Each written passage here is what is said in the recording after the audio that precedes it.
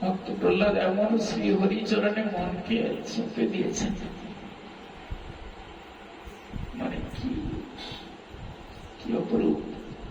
এমন ভাবে শ্রী হরির স্মরণে নিজেকে সবসময় ডুবে থাকে, তার কোনো ভয় নেই।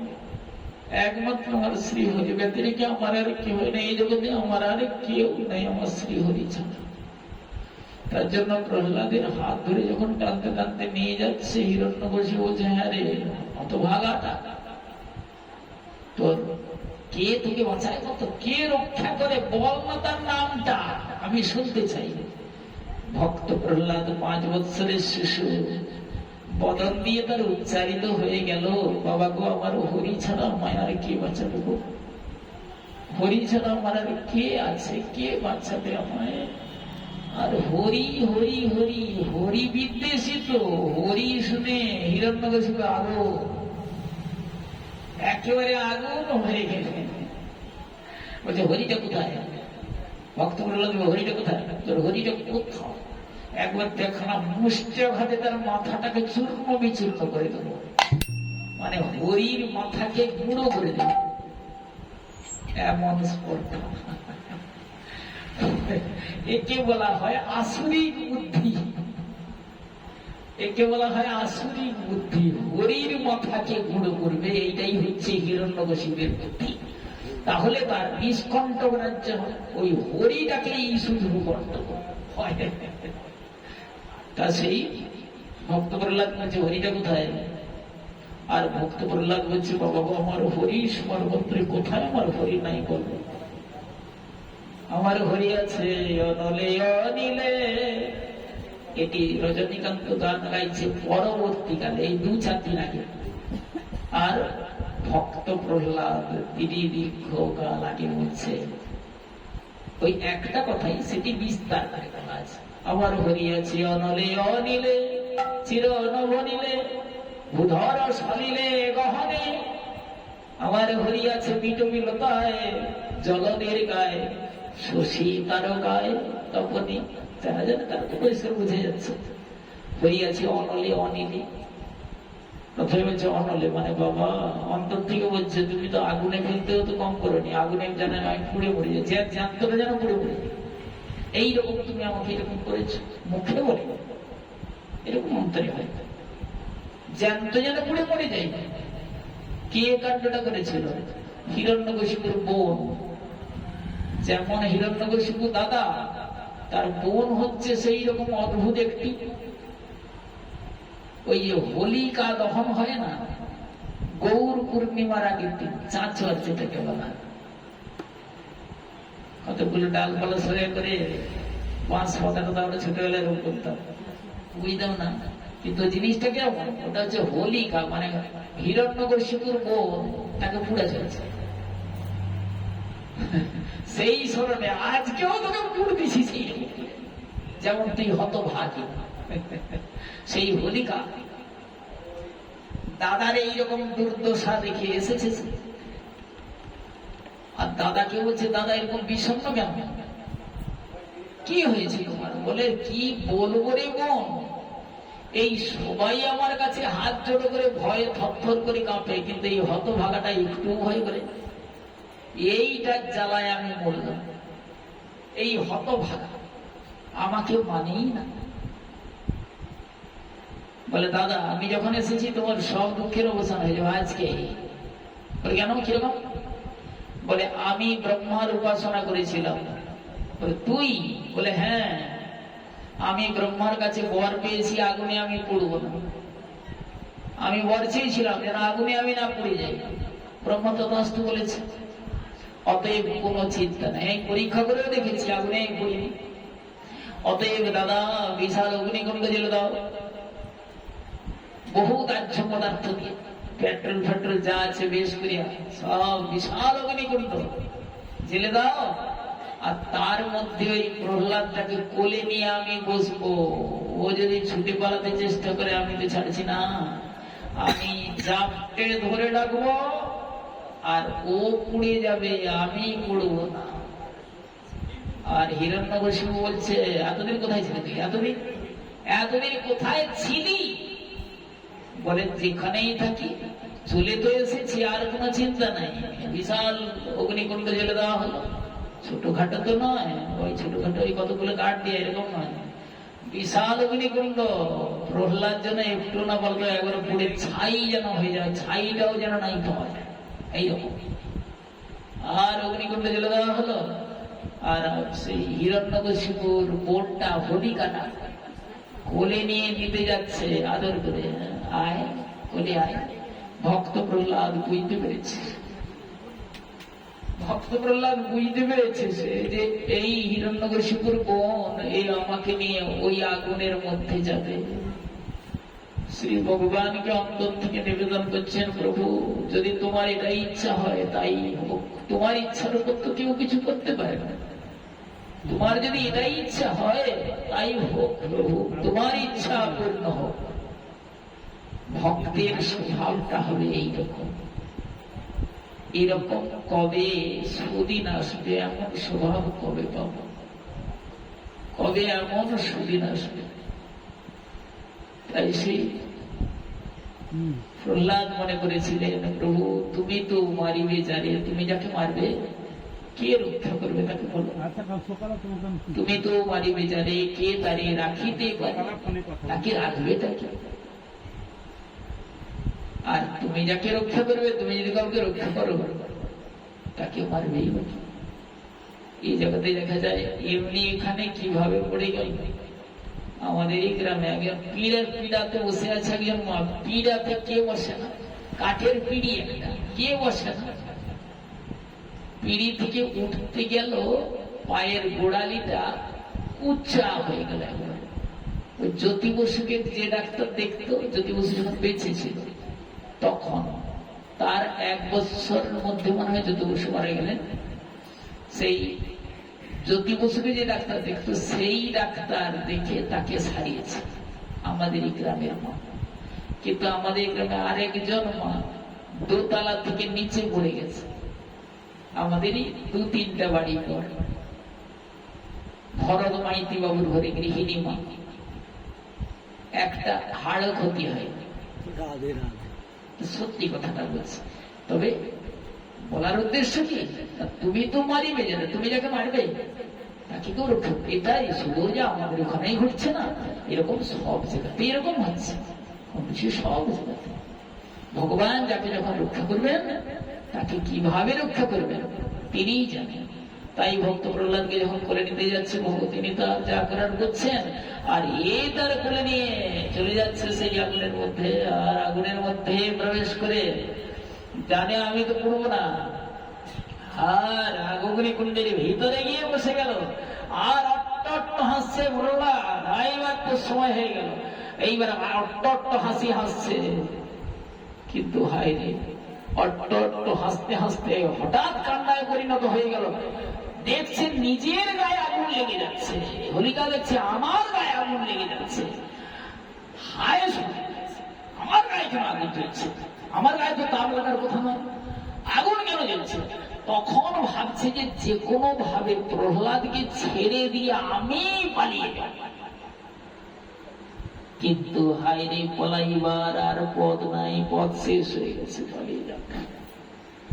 পালিয়ে যাওয়ার পথ শেষ হয়ে গেছে, পলাইবার পথ নাই। জম আছে তো পিছে, পলাইবার আর রাস্তা নাই। ভগবান কেমন ভাবে দুষ্টের দমন করেন, সৃষ্টির পালন করেন, কিভাবে কখন কি করবেন তিনি জানেন। ঈশ্বর বুদ্ধির উপর কারো বুদ্ধি আটকায়। হোলিকা সেই সময়টা ভাবছে আমার কোলে যে বসে আছে প্রহ্লাদ নয়, যেন হিমালয় পর্বত বসে আছে, উঠার তার শক্তি।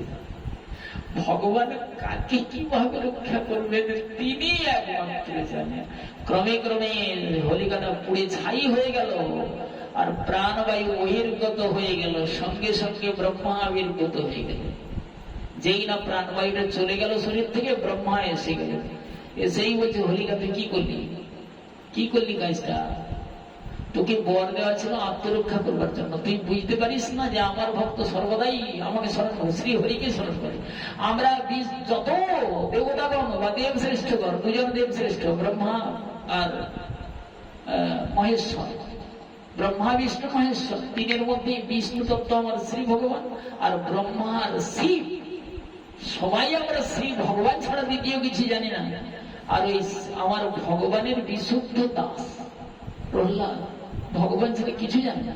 তাকে তুই মারতে যাওয়ার চেষ্টা করলি কেন? ভগবানের দাসকে, ভগবানের ঐকান্তিক ভক্তের যে ক্ষতি করার চেষ্টা করবে তাকে রক্ষা করবার মতো কেহই নাই। ব্রহ্মা বলেই দিলেন, তুইও বাঁচলি না, মরে গেলি, তোর দাদাও বাঁচবে না, তারও সময় হয়ে আসছে। এতগুলি কথা ভাগবতে নাই। বিষ্ণু পুরাণ দেখলে ভাগবতে আমার সুখদেব গোস্বামী তিনি সব জানেন। বাবা মহাদেবের মুখে হরি কথা শুনেছেন অনর্গল। অজানা তার কিচ্ছু নাই, কিন্তু সময় নাই। 7 দিনের মধ্যে যতটা বলা প্রয়োজন অতটা বলছি। হ্যাঁ, তিথিটা মনে হয় না, ওদিন নয়, মনে হয় ওই দিনটা। আর হিরণ্যকশিপু বধ হয়েছিল নৃসিংহ চতুর্দশী, আর মনে হয় ওই তিথিটাই হবে। ওরকম তিথি তো মানে পাইনি, ওরকম সম্ভবত অতি হতে পারে। সারা বছরের মধ্যেই তো তিথিগুলি হচ্ছে, সম্ভবত ওই তিথি। এই জন্য ওই দিনটা বন্যোৎসব পালন করা হয়। বন্য মানে বন্যী মানে আগুন, আগুন উৎসব। এইভাবে আমার মহারাজ অম্বরীশ তিনি তার যে 3টি শ্লোক, তার জীবনীটি কেমন কেমন ঐকান্তিক ভক্ত তিনি। সবাই মন কৃষ্ণ পদারবিন্দয়, তার তিনি সর্বাগ্রে তার মনটিকে গোবিন্দ চরণে অর্পণ করেছিলেন। গোবিন্দ নয়, কৃষ্ণ চরণে। সবাই মন কৃষ্ণ পদারবিন্দয়। কেন মনটিকে আগে ভগবান শ্রীকৃষ্ণ চরণে অর্পণ করেছিলেন? না, মন হচ্ছে ইন্দ্রিয়গণের রাজা। মন যেদিকে যাবে ইন্দ্রিয়গণ সেদিকে চলে যাবে। হ্যাঁ, আগে আগে মনটা চলে যায়। এই জন্য অর্জুন বলেছিলেন আমার ভগবান শ্রীকৃষ্ণ গীতার মধ্যে, প্রভু গো, তুমি যে এত সদুপদেশ দিচ্ছ আমায়, কিন্তু আমার মন অতিশয় চঞ্চল, যার জন্য তোমার কথায় আমি মনোনিবেশ করতে পারছি না। চঞ্চলং হি মন কৃষ্ণ, 6ষ্ঠ অধ্যায়। চঞ্চলং হি মন কৃষ্ণ প্রমাথি বলবদৃঢ়ং তস্যাহং নিগ্রহং মন্যে বাইরিব সুদুষ্করম। বলছে প্রভু আমার মনটা এতই চঞ্চল। কিরকম চঞ্চল? বায়ুর মতো চঞ্চল। অর্জুনের মন কি চঞ্চল? প্রকৃত এই চিন্তা করলে বুঝে যাবে। অর্জুনের মন চঞ্চল নয়, কলির জীবের মন হবে চঞ্চল। এগুলো হয় যারা প্রাথমিক ভাবে, যারা আমরা প্রাইমারিতে এই মাত্র সবে মাত্র এসেছি এই পথে, হয়তো গুরু বলেছেন, গুরুদেব বলেছেন তিনি যে বাবা এই মন্ত্র জপ করবি, ত্রিসন্ধ্যা জপ করবি। আর ত্রিসন্ধ্যা যদি না পারিস তাহলে তো 2 সন্ধ্যা, নাহলে 1 সন্ধ্যা অবশ্যই করবি, ঠিক আছে? অন্তত 1 সন্ধ্যা গুরু মন্ত্র জপ করতেই হবে। আর 2 সন্ধ্যা করতে পারলে ভালো, ত্রিসন্ধ্যা করতে পারলে উত্তম, ভালো। সকাল দুপুর সন্ধ্যা করতে পারলে ভালো। তা না হলে 2 বার, বেশিরভাগ তখন 2 বার করে, সকালে স্নানের পর আর সন্ধ্যায়। তাই এই হয়তো গুরু মন্ত্র জপ করতে বসেছি, মাথায় ওড়না দিয়ে বা কাপড় দিয়ে, হয় আমার দেবীর কাছে, না হয় ঠাকুরের কাছে, না হলে অন্য কোথাও জপ করতে বসেছি। জপ তো করতেই হবে। তা সেই জপ করতে বসছি, কিন্তু এই মাথায় যখন কাপড় দেওয়া হবে, নির্জনে যখন বসা হবে না, এই সময় এসে যাবে মানে মনটাকে কোথাও নিয়ে পালিয়ে যাওয়ার জন্য, মনটাকে নিয়ে যাওয়ার জন্য চেষ্টা করবে সদা সর্বদা কেউ। সে এসে মনটাকে টেনে নিয়ে পালিয়ে গেছে। এখানে বসে বসে গুরু মন্ত্র জপ করছি, মন তো দীঘা সমুদ্র তীরে যে হাজির হয়ে গেছে, একবারে ঝাউ মনে চুপচাপ বসে আছে। ঢেউ বলছে, কিরকম ঢেউ? ও তার ঢেউ চলছে। তাই না হয় কিছুক্ষণ থাক, তাই অন্তত ঢেউটা গুনো কিছুক্ষণ, কিন্তু কি একটু করে দেখা যায় জব এখানে চলছে, মনটা দীঘা সমুদ্র তীরে নাই। হয় সে ওই যে মাঠের ধারে একটা তেঁতুল গাছ নিয়ে ঝগড়া দ্বন্দ্ব হয়েছিল, সেখানে যে হাজির হয়েছে। এইরকম ভাবে মন অতিশয় চঞ্চল হবে, কলি হতে জীবের আমাদের অন্তত এগুলি হবে। এই জন্য ভগবানকে অর্জুন বলেছিলেন যে প্রভু গো, চঞ্চলং হি মন কৃষ্ণ প্রমাথি বলবৎ দৃঢ়, যেন কেউ দৃঢ়ভাবে টেনে নিয়ে চলে যায়, টেনে নিয়ে চলে যায়। কি করে মনকে বসে আনবো তুমি কৃপা করে বলো। এইরকম যদি অর্জুন না বলতেন তাহলে সমাধানগুলি আমরা পেতাম। তবে যে ভগবান সমাধান করছেন, বলছেন আমার ভগবান বলছেন অসংশয়ং মহাবাহ। ভগবানও ছোট কথায়, গীতার মধ্যে না অল্প কথায় সুন্দর উত্তর, বেশি কথা নাই। ভাগবতে আমার সুখদেব গোস্বামী অনেক কথাই বলেছেন, গীতায় কিন্তু অনেক কথায় উত্তর নাই। এক একটি উপনিষদকে এক একটা শ্লোকে নিয়ে চলে আসছেন ভগবান। এত কৃপাময় তিনি। জীবের অত সময় নাই, কলি হতো জীবের। যদি দেখা যায় না, এক একটা উপনিষদকে একটা শ্লোকের মধ্যে নিয়ে চলে আসছেন।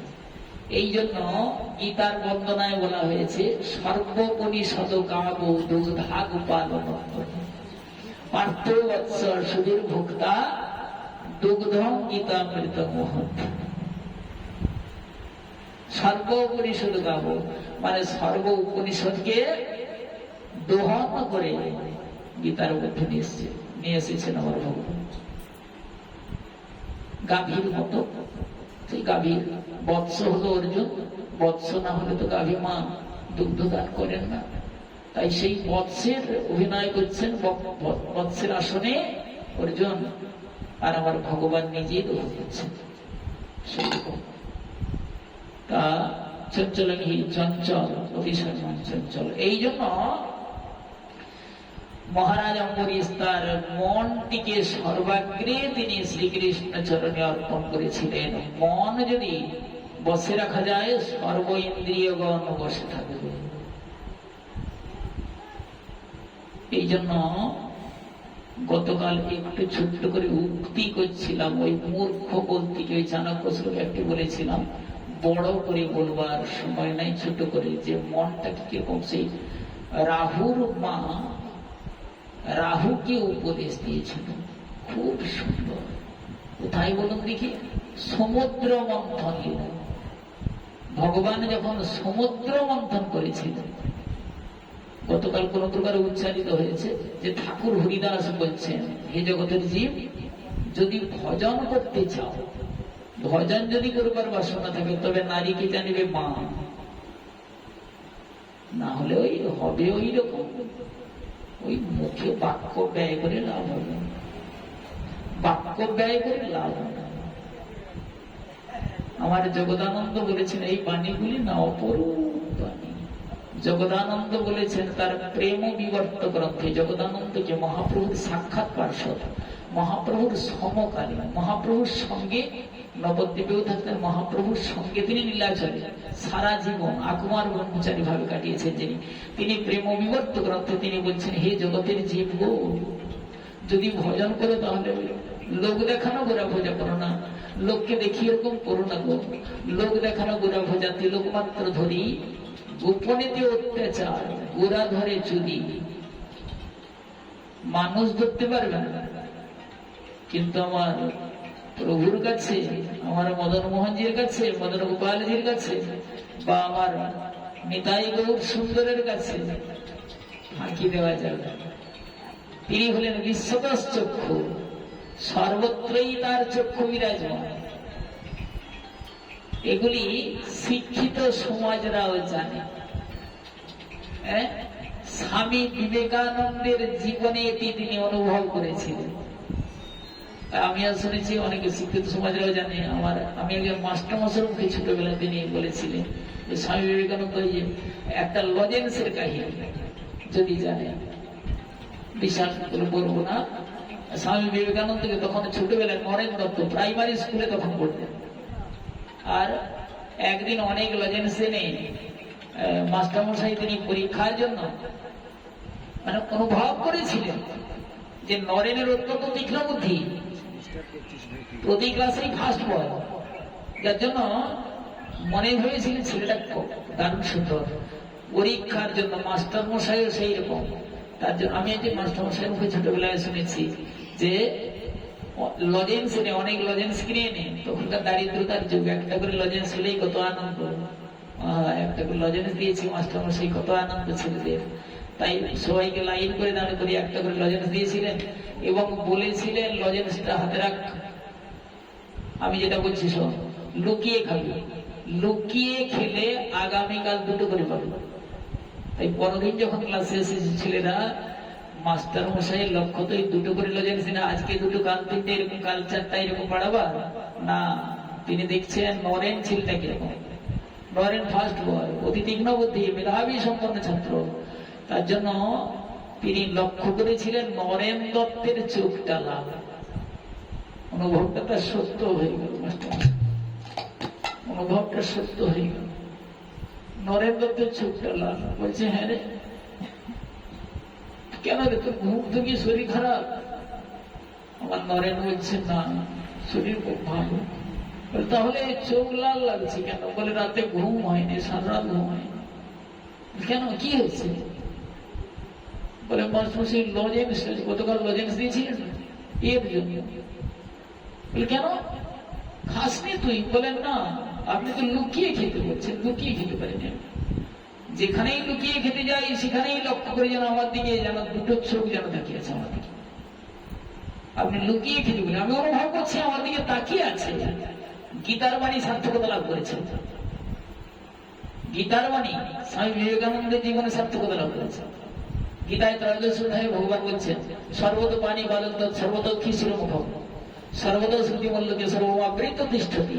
ভগবান বলছেন অর্জুন, সর্বত পানি পাদম, মানে সর্বত্রই আমার পানি, মানে হাত, সর্বত্র পানি, পাদম আমার চরণ আছে, সর্বত্রই আছে। বলি মহারাজের জীবনে হয়েছে, বলার দরকার নেই। সর্বত পানি পাদম, সর্বত অক্ষী, চোখ আছে সর্বত্র। বিবেকানন্দ জীবনে প্রস্ফুটিত হয়েছে, সর্বত্রই ভগবানের চক্ষু। আমরা মানি না, আমার দেখতে পাই না, অনুভব করতে পারি না, কিন্তু আছেন তিনি, তিনি দেখছেন। রক্ষা পাওয়ার কোন প্রকার উপায় নেই, তিনি দেখছেন। বলা হয়েছে চৈতন্য চরিতামৃতে এই জন্য, সর্বত্র কৃষ্ণের মূর্তি করে ঝলমল, সর্বত্র কৃষ্ণের মূর্তি করে ঝলমল। সেই দেখে যার আখি নিরমল।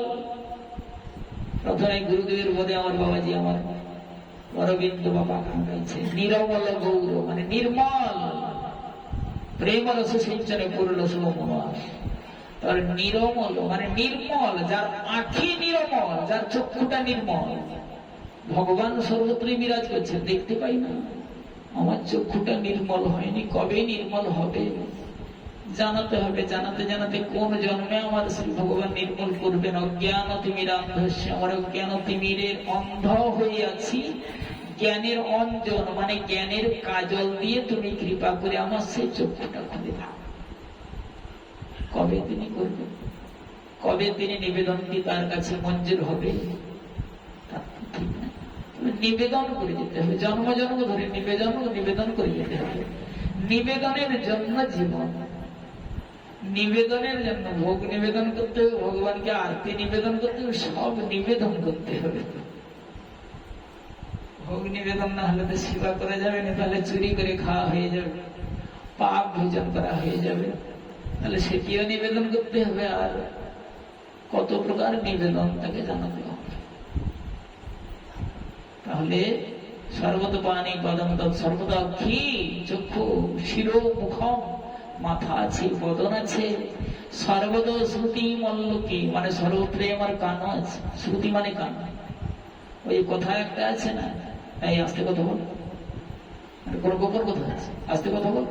দেওয়ালেরও কান আছে, দেওয়ালের কান আছে, দেওয়ালের কান গজে আছে, দেওয়ালের কান গজে। বলেন না দেওয়ালের নয়, ভগবানের কান আছে।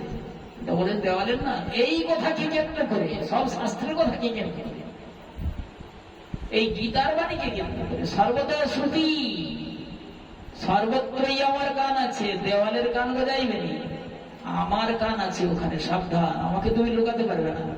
মানুষকে লুকাচ্ছ, কার কিরকম ক্ষতি করবে, কি করবে, কিন্তু তারা শুনলো না, আমি শুনতে পাচ্ছি তোমার যত প্রকার কপটতা।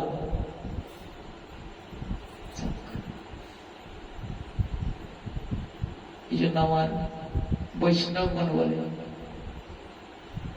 আমার একবার অনিল বাবুর বাড়িতে গেছি, অনিল চন্দ্র মন্ডল কাকতে আমাদের বাংলায় প্রসিদ্ধ কীর্তনিয়া, যিনি শাস্ত্রকে আগড়ে চলে, আমার খুব প্রিয়, ছোটবেলা থেকে প্রিয়। তখন শুনতাম, অনেক জায়গায় শুনেছি, তারপরে পরিচয় হয়েছে। ওনার বাড়িতে স্নেহ করে কীর্তন করতে নিয়ে গেছিলেন উনি। একদিন নিয়ে গেছিলেন, দুদিন কীর্তন করিয়েছিলেন, খুব স্নেহ করতেন। যাই হোক, এবং বহু কৃপা করেছেন, কৃপা আহরণ করতে পারিনি, তখন খুব দুঃখ লাগছে আমার, বলার দরকার নেই। যাই হোক, উনি বলতেন যে গৌর, ভয় হচ্ছে, বিশেষ ভয় হচ্ছে বৈষ্ণব অপরাধের ভয়। জগতে ভয় যদি হয় বৈষ্ণব অপরাধের ভয়, আর ভয় হলো আমার শ্রী ভগবান, সর্বত্রই তিনি আছেন, না জানি কখন কোন অপরাধজনক কাজ হয়ে যায়। একজনের কথা আমার মনে করলে কি মরণের হোক, যাই হোক, অতি ভালো মানুষ। এখন ওনার ছেলেও কীর্তন করে, দুজন ছেলের মধ্যে একজন ছোট। যাই হোক, এই গত বছর নিয়ম সভার পরে দ্বাদশীর দিনের বেলা ওনার বাড়ির কাছে পাঠ করতে গেছিলাম। যাই হোক, দর্শন পেয়েছিলাম, দর্শন খুব ভালো লাগছে, খুব ভালো। যাই হোক, তাহলে এই জন্য আমার মহারাজ অম্বরীশ তিনি মনটিকে আগে শ্রীকৃষ্ণ চরণে সমর্পণ করেছিলেন। মনকে যদি বসে রাখা যায়, হ্যাঁ বলাটা হয়নি, সেই সমুদ্র মন্থন, সমুদ্র মন্থন যখন ভগবান করেছিলেন, দেবতার অসুরগণকে দিয়ে, অষ্টম স্কন্ধে, এই নবম স্কন্ধ এখন চলছে, আজকে যে আস্বাদন, কালকে দশম স্কন্ধ যাবে, নবম স্কন্ধ একটু যাওয়া যাবে, এরপরে মা গঙ্গার প্রসঙ্গ যাওয়া গেলে একটু যাবো, একটু যাবো, যেটুকু যাওয়া যাবে। সেই অষ্টম স্কন্ধে আছে দেবাসুর সমুদ্র মন্থন, দেবতার অসুরগণকে দিয়ে সমুদ্র মন্থন করেছিলেন, যে কোনো কারণে, অনেক কারণ তো থাকবে, সব কারণ বলে দরকার নেই। বৈষ্ণব অপরাধী হয়েছিলেন দেবরাজ ইন্দ্র। বৈষ্ণব অপরাধ এত জঘন্য, এই জন্য শাস্ত্রকার এবং মহাজনগণ বলছেন, হে জগতের যে বৈষ্ণব চরণে অপরাধী হইলেন, বৈষ্ণব বা সাধু বা সজ্জন, বৈষ্ণব বা সাধু বা সজ্জন, যাদের সাধুচিত গুণ আছে, তাদের চরণে যদি অপরাধ হয়ে যায়, রক্ষা করার উপায় নেই কিছু। বৈষ্ণব মানে আমার চরণে অপরাধ, দূর, আমার তো চরণই নাই, কিন্তু বৈষ্ণবের আছে চরণ বা সাধু চরণ। কপিল, ভগবান কপিল দেব বলছেন, মা যেসব সাধুগণের দ্বারা, মানে মা বসুন্ধরা ধন্যা, যেসব সাধুগণ জগতে জন্মগ্রহণ করেছে বলে মা বসুন্ধরা পর্যন্ত খুশি যে একজন সাধুকে বলবে, সাধু বা বৈষ্ণব বা সজ্জন। কপিল দেব বলছেন, বলে বলার দুঃসাহস। কপিল দেব বলছেন, মা সেই সাধুর লক্ষণটা বলি তোমার, যে সাংখ্য যোগের প্রবর্তক, সাংখ্য শাস্ত্রের প্রবর্তক আমার ভগবান কপিল, যিনি এখনো পর্যন্ত সমুদ্রের তলদেশে এখনো পর্যন্ত তিনি ভজন করছেন, কোথায় বলতে পারবো না, শাস্ত্র, যার প্রতিমূর্তি দর্শন পাওয়া যায় গঙ্গাসাগর দ্বীপে, সেই ভগবান কপিল মুনি, তিনি মাকে বলছেন, মা সাধু, সেই সাধুদের লক্ষণটা কেমন তুমি শোনো। প্রথমেই বলছেন 5টি যে লক্ষণ, হ্যাঁ মনে পড়ছে, তিতিক স্বভাব কারণিকা, তিতিক স্বভাব কারণিকা, সুহৃদ সর্বদেহিনাম, অজাত শত্রব শান্তা, সাধু ভূষণা। মাগো, এগুলি হলো সাধুগণের ভূষণ। যারা সাধুগুণ তাদের এগুলি ভূষণ। ভূষণ মানে অলঙ্কার, গহনা। এগুলি ভূষণ মানে অলঙ্কার বা গহনাকে বুঝায়, যার দ্বারা শরীরকে সাজানো হয়। সেই সাধুগণের এগুলি হচ্ছে ভূষণ। ভূষণের কথা বললে মনে পড়ে আমার রাধারানীর কথা। রাধারানীকে যখন শ্রীকৃষ্ণের বংশীধ্বনি করছেন আমার ভগবান, আর আমার রাধা ঠাকুরানী শ্রীকৃষ্ণ দর্শনের জন্য তিনি পাগল। আর সখীগণ বলছে, রাধে তুই এত উৎকণ্ঠিত হয়েছিস কেন? আয় আয়, তোকে তো সাজিয়ে নিয়ে যাবো রে, নিয়ে যাবো তোকে, সাজিয়ে নিয়ে যাবো। রাধারানী বলছে, আমি তো সেজে আছি। রাধারানীর সাজ কি সুন্দর। রাধারানী বলছে, আমি তো সেজে আছি। কোথায়? তুই তো সাজিস না, এখনো সাজানো হয়নি বলে আমি তো সেজে আছি। আমি কর্ণের ভূষণ তোমার পরা হয়ে আছে বলে, কোথায় কর্ণের ভূষণ আমার গোবিন্দের বংশীধ্বনি।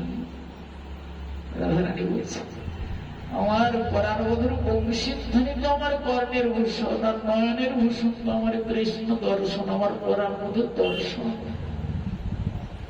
রাধারানী ব্যক্তিটি কেমন? রাধারানী ব্যক্তিটি কেমন?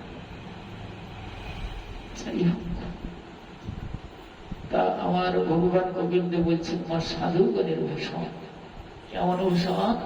তিতিক সবহ কারুণিকা। এইরকম বৈষ্ণব চরণে যদি অপরাধ হয়ে যায়, রক্ষা পাওয়ার কোন উপায় নাই। ইন্দ্র পেল না রক্ষা, ইন্দ্র দেবতাগণের রাজা রক্ষা পেল না, যার জন্য সমুদ্র মন্থন করতে হলো। সেটা বলবো না, শুধু এই 5টা লক্ষণটা শুধু কোন রকম উচ্চারণ করবো। যে তিতিক্ষু মানে তিতিক্ষু মানে কষ্ট সহিষ্ণু। তিতিক্ষু কেমন? তিতিক্ষু জিনিসটা কেমন সেটি একাদশ স্কন্ধে ভগবান শ্রীকৃষ্ণ বলেছিলেন উদ্ধবকে লক্ষ্য করে, একজন তিতিক্ষু ব্রাহ্মণের ইতিহাস। সেটি একবারে সর্বোপরি বিরাজ হচ্ছে। তিতিক্ষু জিনিসটা কিরকম? তিতিক্ষু মানে সহিষ্ণুতা। তিতিক্ষু মানে সহিষ্ণুতা।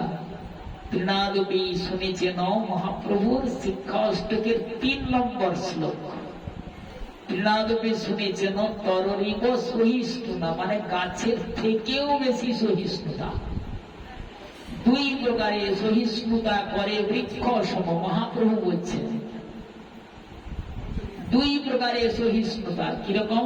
বৃক্ষ যেন কাটিলে হোক কিছু না বলো, শুকাইয়া মরে তবু পানি না মাগো। শুকিয়ে মরে যায়, জল চায় না। 1। 2 হচ্ছে যে মাগয়ে তারে দেয় আপন ধন। ফল টল অতিথিকে দান করে, পথিককে দান করে, আর ঘর্ম বৃষ্টি সহে আনের করে রক্ষণ। রোদ বৃষ্টি সহ্য করে পথিককে ছায়া দান করে। একটা বৃক্ষের গুণ, গাছের একটা গুণ। আর আমি মানুষের, আমি এমন অধম মানুষ হয়েছি, আমার কিছু গুণ নাই। এগুলো একটু যদি চিন্তা করি না, একটা কুকুর, ঘৃণিত কুকুর, যে কদর্য ভক্ষণ করে যেখানে সেখানে পড়ে থাকে, পচা টচা টেনে ছিঁড়ে খায়, কিন্তু তার গুণটা কেমন সকলেই জানে। কুকুর অল্প খেয়ে গৃহীর জন্য, গৃহস্বামীর জন্য নিজের প্রাণ পর্যন্ত বিসর্জন দিবে। একটা কোন দস্যু এসেছিল, কোন বিরোধী পক্ষকে এসেছে, একবারে তাড়িয়ে যাবে। কুকুর অল্প খেয়ে সন্তুষ্ট, বিড়াল কিন্তু অল্প সন্তুষ্ট নয়, অন্য প্রাণী অল্প সন্তুষ্ট নয়। কুকুর অল্প খেয়ে সন্তুষ্ট হয়ে গৃহস্বামীর জন্য প্রাণ পর্যন্ত দিতেও কুণ্ঠিত বোধ করে না। আমি যে তাড়িয়ে যাচ্ছি, ও হয়তো আমাকে অস্ত্র ছুঁড়ে দেবে বা লাঠি দিয়ে আমার মাথায় মেরে দেবে, কি গুলি করে দেবে, সেসব চিন্তা ভাবনা নেই। একটা কুকুরের গুণ হবে। আমি মানুষ, সভ্য হয়েছি তো অপরাধ নেবে না। এগুলি ছোটবেলা থেকে আমরা পড়েছি। আগেকার যারা বন্যবাসী যারা ছিল, তারা অসভ্য ছিল, ভালো ছিল না। কাপড় চোপড় কেউ কেউ পরতো নি, তারপরে পরে কেউ গাছের ছাল পরতো, ইত্যাদি ইত্যাদি এইরকম। তারপরে তারা ওই পশুগুলোর সব, তারা ওই জীবগুলোকে ছিঁড়ে ছিঁড়ে খেত। এর থেকে ভালো আর বলতে ইচ্ছা হয়নি আমার বাড়ি, মানে গা শিলশিল করে। ছোটবেলা থেকে সবই জানি না, তো খুব কষ্ট হয়। যাই হোক, আর এখন আমরা সভ্য হয়েছি, এখন ওই কাঁচা খাইনি, আমরা রান্না করে খাই, এতটা সভ্য হয়েছে। তারা কাঁচা খেত, আমরা রান্না করে খাই। যারা আমিষ এখনো আহার করেন হয়তো থাকতে পারেন এখানে আমাদের মধ্যে, ব্যথা নেবেন না, যেন কারো মনে আঘাত দেওয়া এটা আমার উদ্দেশ্য নয়, ব্যথা দেওয়া আমার উদ্দেশ্য নয়। উদ্দেশ্যটা হলো আমরা যেন সঠিক পথে যেন আসতে পারি, আমরা যেন সর্বজীবে যেন দয়া করতে পারি। এটি মহাপ্রভু নির্দেশ, সর্বশাস্ত্রের নির্দেশ, আমরা যেন সর্বজীবকে দয়া করতে পারি। ও যেগুলো কি অপরাধ করেছে, কিছু তো অপরাধ করেনি। আমার যত প্রকার প্রাণী সৃষ্টি হয়েছে সব প্রাণী মানুষের উপকারের জন্য সৃষ্টি হয়েছে।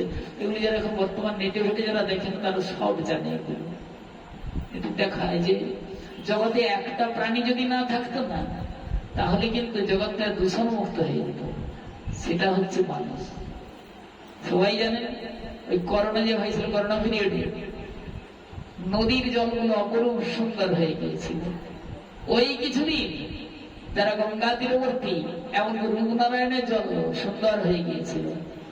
আর মা গঙ্গা, আমাদের একজন আমার মেয়ের মতো, তার বাড়িটা হচ্ছে চুচুড়াতে, বলে মা গঙ্গা দেখবার মতো হয়ে গিয়েছিল, পরিষ্কার কি সুন্দর, কোনো প্রকার আবর্জনা নাই, কিছু নাই, এত সুন্দর হয়ে গিয়েছিল। তাহলে কেবলমাত্র আমরা সবকিছুই অপবিত্র করি, সবকিছু আমরা সবাকার ক্ষতি করবার জন্য ব্যস্ত। আর প্রতিটি জীব আমাদের জন্য, আমাদের সুখের জন্য, আমাদের উপকারের জন্য। যাক, আমরা যেন সরে আসি ওই দিক থেকে।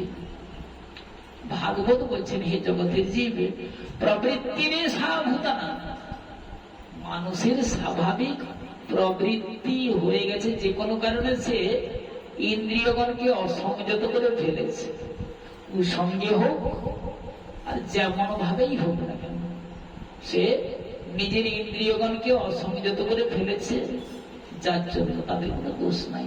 ইন্দ্রিয়গণকে অসংযত করে ফেলেছে, এই জন্য কুসঙ্গের বশ হইও না মানুষ। কত প্রকার শিক্ষা এরে বলে, কুসঙ্গেরই বশ হইও না মানুষ। আমার শ্রীনিবাস পদ, শ্রীনিবাস মানে শ্রীনিবাস, পদ ভজনা যৌবন তরঙ্গে মজিয়া কুসঙ্গে রঙ্গে ভঙ্গে ভুলে থেকো না। প্রাচীন গানগুলো। কুসঙ্গের বশ হইও না মানুষ, যার কৃপায় আমার এই পথ, যার কৃপায় এই পাঁচজনের কাছে একটু সবাকার শ্রীচরণ তলে বসবার একটু সৌভাগ্য হয়েছে। তিনি আমার মুরারি দাস বাবা বৃন্দাবনে ভোজন করতেন, তিনি আমার গুরুদেব নন, কিন্তু গুরুদেবের থেকে বেশি এত কৃপা কেউ করেনি। তিনি সব জায়গায় এটি গাইতেন, যেখানেই পাঠিয়ে যেত। একসঙ্গে কত কত জায়গায় গেছে, তার সীমা পরিসীমা নাই। এরকম হরিকথার শ্রোতা আমি আমার জীবনে আর কোনোদিন দেখিনি, আর দেখতেও পাবো না। নিশ্চল হয়ে তিনি একা যদি থাকতেন, যেন মনে হতো 10 জন আছে। এত সুন্দর শ্রোতা ছিলেন, ভগবানের কথাকে এত ভালোবাসতেন। যাক, হারিয়ে ফেলছি, সব চলে গেছে জগৎ ছেড়ে আমার মুরারি দাস ভগবান। তা সেই এই গানটি তিনি প্রায় সব জায়গাতে গাইতেন, শুনে শুনে মুখস্থ হয়েছে, লিখতে হয়নি, প্রতিদিন শুনে শুনে মুখস্থ লিখেছে। কুসঙ্গেরই বশ হইও না মানুষ, শ্রীনিবাস পদ ভজনা যৌবন তরঙ্গে মজিয়া কুসঙ্গে রঙ্গে ভঙ্গে ভুলে থেকো না। পিছু পিছু তো ফিরিতেছি কাল, মুছে ফেলো মিছে মায়ার জঞ্জাল। দ্বারা পুত্র গৃহ নহে চিরকাল। ক্ষণকাল ভেবে দেখো না, একটু ভেবে দেখো না গো। আবার সঙ্গী নাহি হবে পুত্র পরিবার, গৃহ ধন রত্ন মহন তোমার। ভাইরে সকলে অসার, হরি পদ সার। এই কথাটি যেন ভুলো না। শেষের বাণীতে বলছেন, দ্বিজ মোহনে কহিছে হয়ে সাবধান, সাধু সঙ্গে করো কৃষ্ণ গুণগান। তবে পাবে পরিত্রাণ বেদের বিধান, ঘুচে যাবে ভব যাতনা। তাই যে কোনো কুসঙ্গের বশে জিহ্বাকে অসংযত করে ফেলেছি, ইন্দ্রিয়গণকে অসংযত করে ফেলেছি। শ্রীমদ্ ভাগবত বলছে, মানুষের প্রবৃত্তিটা করে ফেলেছে, ওদিকে লোলুপ হয়ে গেছে সে। কিন্তু প্রবৃত্তির এসব ভূতনা নিবৃত্তিস্তু মহাফলা, মানে সরে আসাটাই মঙ্গল। রে মন সরে এসো, সরে এসো, হয়েছে যে কোনো ভাবে সরে এসো, সাধু সঙ্গে এসো, সৎ পথের অনুগামী হও। এই জন্য ভগবান দেবরাজ ইন্দ্রের বৈষ্ণব অপরাধ হয়েছিল বলে সমুদ্র মন্থন করিয়েছিলেন। অনেক কথা বলার আমার সময় হবে, তা চলে যাবে এভাবে। তার কথাটা হচ্ছে, সেই সমুদ্র মন্থন করবার উপদেশ দিয়েছিলেন দেবতাগণকে, আর বলেছিলেন দেখো তোমাদের একার দ্বারা হবে, তোমরা একা পারবে না, তোমরা অসুরগণকেও সঙ্গে নাও, ওদের শক্তি বেশি, অতএব এইভাবে ভগবান করালেন। তারপরে যে কোন পাহাড় একটিকে নিয়ে এসে সেটিকে মন্থন দণ্ড করা হয়, মানে গোল মথুরি যেটাকে বলা হয়, মানে তরল মাছ একটা, সেই তরল মাছটি হবে একটা পর্বত, তার নাম মন্দার পর্বত। সেই মন্দার পর্বতটি আমাদের বাংলা থেকে গিয়েছিল। এখনো বাসুকি নাগকে যে রজ্জু করে টানা হয়েছিল, এখনো সেই সাপের চিহ্ন আছে। এখনো মন্দার পর্বত, গয়া যেতে পড়বে মন্দার পর্বত। মহাপ্রভু যখন হেঁটে গিয়েছিলেন গয়াতে পিতৃকার্য করবার জন্য, ওই মন্দার পর্বত দর্শন করে গিয়েছিলেন। কত পবিত্র স্থান, কি বলবো। সেই মন্দর পর্বতকে মন্থন দণ্ড করা হয়েছে। আর সমুদ্র মন্থন মানে এই লবণ সমুদ্র নয়, আমাদের তো লবণ সমুদ্র। আর মন্থন করা হয়েছে ক্ষীরোদ সাগর, মানে যে ক্ষীর সাগরের মধ্যে ভগবান তিনি বিরাজ করছেন অনন্ত সজ্জায়, আবার শ্রী ভগবান নারায়ণ। সেই ক্ষীরোদ সাগর মন্থন মানে সে দুগ্ধ মন্থন না করলে ছানা ওই মাখন উঠে, ওই লবণ সমুদ্র ওই মন্থন করলে নুন উঠে, মাখন উঠে। তাই জন্য ক্ষীরোদ সাগর মন্থন করা হয়েছিল। ভগবান বলেছিলেন দেবতাগণকে, ওই অসুরদেরকে মিলে সবকে নিয়ে যদি এটা করো, তাহলে ওই তোমাদের হারানো জিনিসগুলো সব ফিরে পাবে, অনেক কিছু নাম বলা দরকার নেই, ফিরে পাবে। আর সর্বশেষে শেষ কালে অমৃত পেয়ে যাবে। আর অমৃত খেলে তোমরা অমর হয়ে যাবে, বিশাল শক্তির অধিকারী হয়ে যাবে। আর তখন ওই অসুরদের সঙ্গে যুদ্ধ করে তোমরা হারাতে পারো। এই যুক্তি দিয়েছেন ভগবান। দেবতাগণ বললেন প্রভু বললে তো ভালো কথা, কিন্তু অমৃতের কলসিটি যখন উঠবে, অসুরদের শক্তি বেশি, ওরা তো কেড়ে নেবে। ভগবান বললেন আমি জানি না, আমি আছি, ওর জন্য আমি আছি। ভগবান সব দিকেই আছে। এইভাবে অমৃত যখন উঠলো সমুদ্র মন্থন করে, বড় করে বলা যাবে, চলে যাবে সময়। এই জন্য অমৃত যখন উঠল, ভগবান তিনি নিজে ধন্বন্তরী অবতার হয়ে, যে 24 অবতার না ভগবান, তার মধ্যে একটি হলো ধন্বন্তরী অবতার। ওই সমুদ্র মন্থনে দু-তিনটি অবতার হয়ে গেছে। প্রথমে কূর্ম অবতার হয়েছে, সমুদ্রের নিচে কূর্ম রূপে অবস্থান করেছে, কেননা হলে সমুদ্র তলিয়ে যাবে, মানে ওই মন্দর পর্বতটা তলিয়ে যাবে, সমুদ্র মন্থন হবে।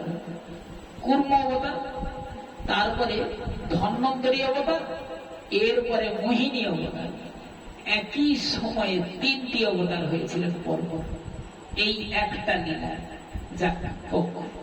এইভাবে যখন অমৃত যখন নিয়ে উঠে আসছে ধন্বন্তরী ভগবান, আর তারা জানে অমৃত উঠছে, আর এইবারে সেই বাসুকিনাথকে ছেড়ে দিচ্ছে, আর দরকার নাই, এইবারে পেয়ে গেছি, আয় অমৃতের বলছি, আয় চল। আর অসুররা ছুটে গিয়ে তার হাত থেকে অমৃতের বলছি কেড়ে নিয়েছে, আমরা খাবো। ভগবান ছেড়ে দিয়েছে ধন্বন্তরী অবতার, তিনি তো খেয়েছে। যাই হোক, এইভাবে কাড়াকাড়ি অনেক সময় হলো, খাওয়া কারো ভাগে জুটেনি, কাড়াকাড়িটাই চলছে। এ কেড়ে নিচ্ছে, সে কেড়ে নিচ্ছে। আরে ছুটে গিয়ে একটু খেয়ে নিলে তো অমর হয়ে যে মরলি, খেয়ে মর না, খায়নি কেউ, কাড়াকাড়িটাই চলছে। এইভাবে ভগবান সবই জানেন। এই সময় ভগবান মোহিনী মূর্তিতে তিনি অবতীর্ণ হয়ে গিয়েছিলেন। মোহিনী ভগবানের নামটা কে দিল? ওখানে জন্মগ্রহণ তো করেনি, যে নাম দিয়েছিল সুখদেব গোস্বামী বলছেন। এ নামটি সুখদেব গোস্বামী শ্রীমদ ভাগবত বলছেন তিনি, যে মোহিনী মানে সবাই মোহিত হয়ে গেল, সবাই মোহিত হয়ে গেল। মোহিত মানে আর সকালের অবস্থা শেষ, একবারে স্থির। এমন ভগবানের অপরূপ রূপশ্রী, চক্ষু স্থির, একবারে স্ট্যাচু হয়ে গেল। এরকম কখনো দেখেনি। অসুরের বুদ্ধি, অসুরের দৃষ্টি কোথায় যায়, তাই চলে গেল দৃষ্টি। তো যাই হোক, যেই যার কাছে অমৃতের কলসিটা ছিল, সে কলসি নিয়ে হাতে নিয়ে চলে যাচ্ছে তার দিকে, গিয়ে বলছে তুমি আমাদের ভাগ করে দাও। দেখো সবাই কাড়াকাড়ি করছে, আমরা দু ভাই মিলে আমরা সমুদ্র মন্থন করছি। দেবতাগণ আর রসুলগণ তো ভাই ভাই, বাবা একজন মা দুজন, এই তো দু ভাই ভাই ভাই মিলে আমরা সমুদ্র মন্থন করছি, বাড়াগাড়ি করার দরকার নেই, সবাই যেন ভাই। মানে ধর্ম দেখিয়ে কথা বলছে। আমার ভগবান সত্য কথা অনেক কিছু বলেছিলেন, কিন্তু দেবতাগণের বিশ্বাস হয়, হরি বল অসুরদের বিশ্বাস হয়। তারা ভাবছে যে এই মেয়েটি আমাদের সঙ্গে মানে যেন উপহাস করছে।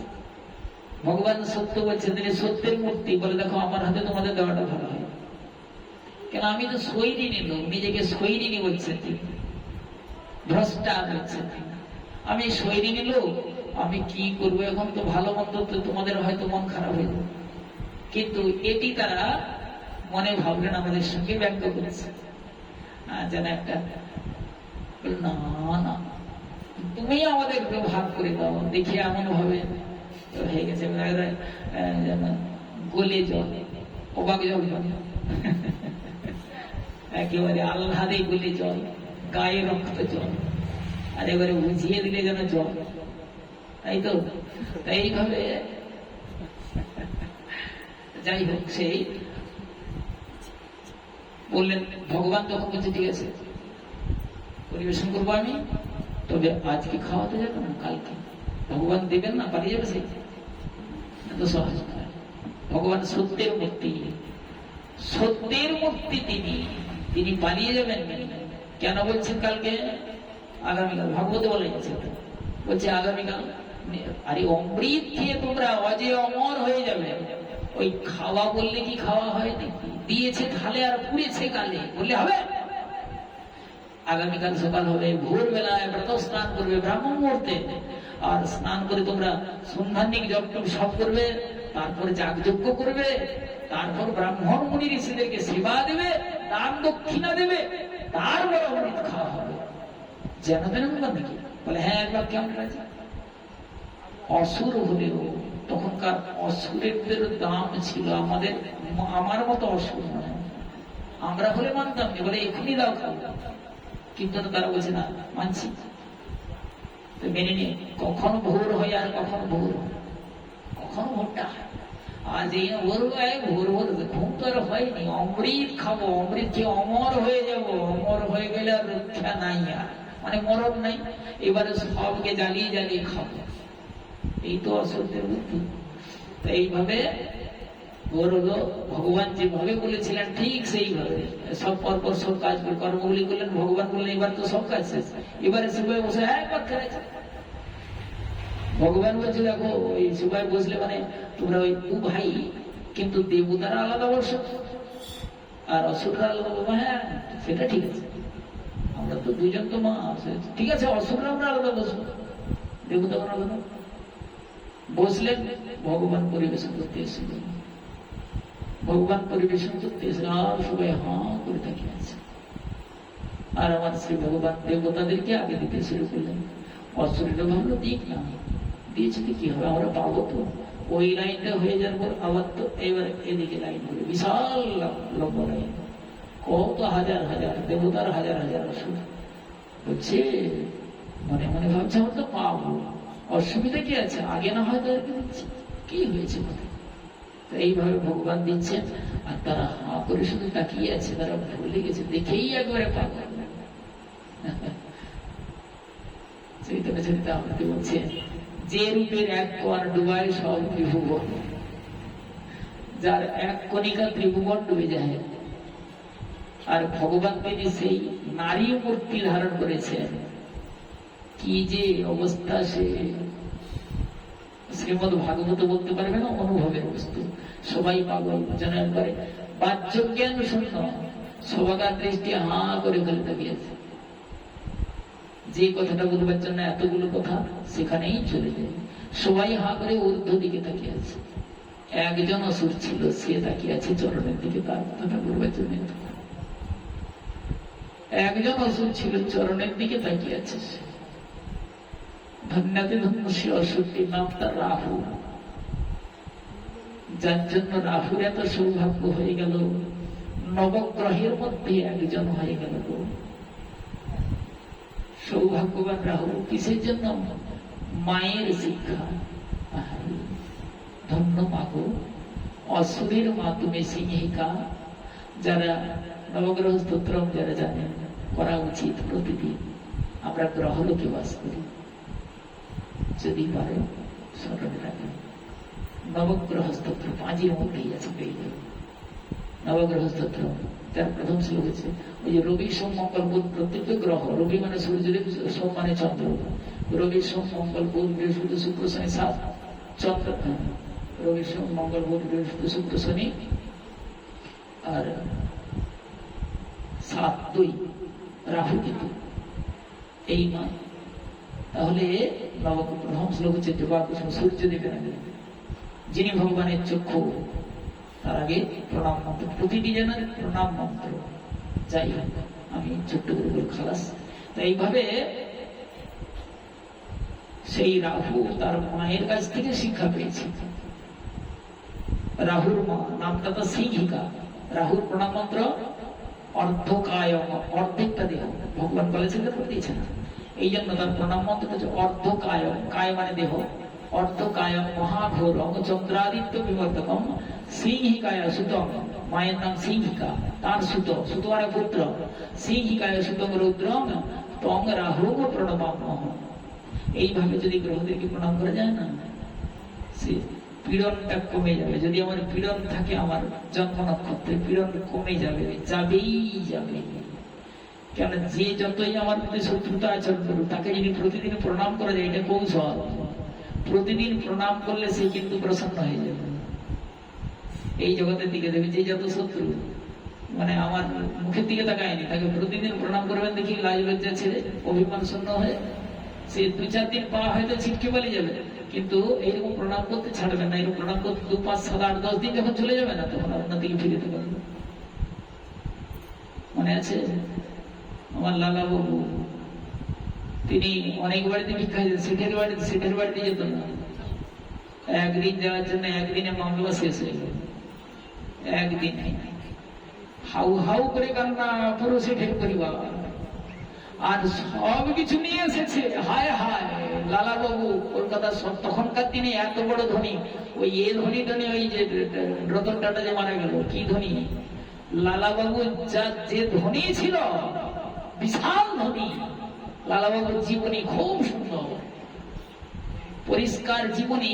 কীর্তনিয়ারা জানেনি, গ্রন্থে ভালো করে পড়তে হবে, তাহলে বুঝা যাবে কিরকম ধনী ছিল সে। ওই রকম ধনী যখন ভিক্ষুক হয়ে যখন সেঠের বাড়িতে পৌঁছালো, পুরো সেঠের বাড়ি আকুল চিৎকার, সব একবারে ভান্ডার উজাড় করে নিয়ে এসেছে। লালাবাবু বলছে, ভাই যদি দিতে চাও 1 মুষ্টি দাও। আর সব একবারে আকুল ক্রন্দ। সেই সময় গুরুদেব কৃষ্ণদাস বাবা বলছে, বাবা এবার তোমার সময় হয়েছে ভিক্ষা নেওয়ার। এতদিনের সময় হলো। এর আগে বলছে, বাবা সময় হয়নি, আমরা হলে রেগে যেতাম। হ্যাঁ, কতবার বলতেছি দীক্ষাতে দিতে নাই, আমাকে দেখে পছন্দ হয়নি।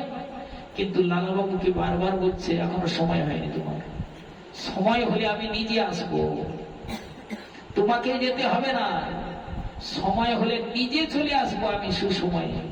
একে বলা হয় গুরুদেব আর শিষ্যের সম্পর্ক। যেই না সেঠের বাড়িতে ভিক্ষায় চলে এলেন, গুরুদেব অন্তর থেকে জেনে গেলেন, এখনো গুরুদেব হয়নি, অন্তরে তারে তারে সংবাদ হয়ে গেল, চলে আসছেন তিনি। লালা, তোমার সময় এই হলো, এতদিন তুমি অভিমান শূন্য হয়ে তুমি ভগবানের চরণে নিজেকে সমর্পণ করতে পারলে। কি বলবো, তাহলে ওরা শত্রুতা আচরণ করবে না, অনেক নরম হয়ে যাবে। যাই হোক, তাহলে আমার সেই রাহুর মা বলেছিল পুত্রকে, বাবা রাহু বলে, বলো মা, বড় তো হচ্ছিস তুই? বলে, হ্যাঁ মা। বলে দেখ, কোথাও পথে চললে নারী দর্শন হতে পারে? বলে হ্যাঁ, পথে তো নারী দর্শন হতেই পারে। বলে বাবা একটা কথা মনে রাখিস, রাহুর মা বলেছিল, রাহুর মায়ের শিক্ষা কি সুন্দর, মা গো, অসুরের মায়ের কি সুন্দর শিক্ষা। রাহুর মা বলেছিল বাবা, যদি কোনো নারী দর্শন হয় না, তার চরণের দিকে দিয়ে দৃষ্টি করিস, দেখবি তোর মনটা সুন্দর থাকবে। এগুলি আচরিত কথা না হলে কোনোদিন সে বুঝতে পারবে না। এগুলি জীবনে আচরিত কথা না হলে সে কোনোদিনই বুঝতে পারবে না।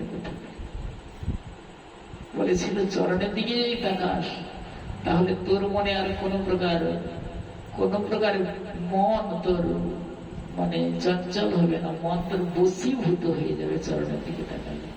এত অপূর্ব যেন কৌশল, যার জন্য রাহু তাকিয়েছিল চরণের দিকে, এত লাভ হয়ে গেল। ভগবানের চরণ তল দর্শন হয়ে গেল সেই শ্যামানন্দ প্রভুর মতো, দুঃখী কৃষ্ণদাসের মতো। দুঃখী কৃষ্ণদাস যেভাবে রাধারানীর চরণ তল দর্শন করেছিলেন, রাহু দর্শন পেয়ে গেল অসুর হয়েও তার সৌভাগ্যে আমার ভগবানের চরণ তল। ভগবান তিনি পরিবেশন করতে কিন্তু পদচারণা করছেন, আর চরণের দিকে তাকিয়ে আছে রাহু। রাহু মনে ভাবছে, আহারে কৌথল কমল রক্ত পদতল, কি অপরূপ সুন্দর শ্রীচরণ কমল, কি গো, চরণের দিকে তাকিয়ে আছে, মায়ের উপরে অক্ষরে অক্ষরে পালন করছে, চরণের দিকে তাকিয়ে আছে। আহা, এত অপরূপ শ্রী শ্রীচরণ কমল, কে এসেছে গো? চরণের দিকে দেখতে দেখতে চরণের তল দর্শন হয়ে গেছে। পদচারণা করতে করতে যেই না চরণের তল দর্শন হয়ে গেল, রাহু তখন চমকে উঠেছে। ও